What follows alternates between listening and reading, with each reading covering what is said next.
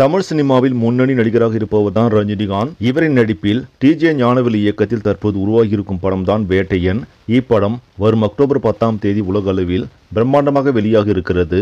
இந்த படத்தில் ரஜினியுடன் இணைந்து அமிதாப் பச்சன், ஃபகத் பாசில், மஞ்சு வாரியர் என பலர் நடித்திருக்கிறார்கள். இதனால் இந்த படத்தின் மீதான எதிர்பார்ப்பு நாளுக்கு நாள் அதிகரித்துக் கொண்டே செல்கிறது.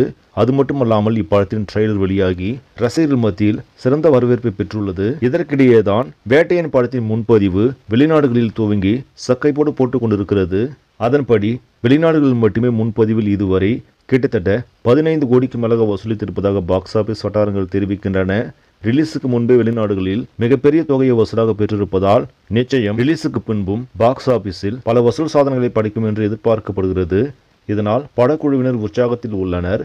சரி நம்பளே, இந்த செய்தி உங்களுக்கு பிடிச்சிருந்தா லைக் பண்ணுங்க, ஷேர் பண்ணுங்க, மறக்காம நியூஸ் தமிழ் சேனலை சப்ஸ்கிரைப் பண்ணுங்க. அடுத்த வீடியோ சந்திக்கலாம். நன்றி.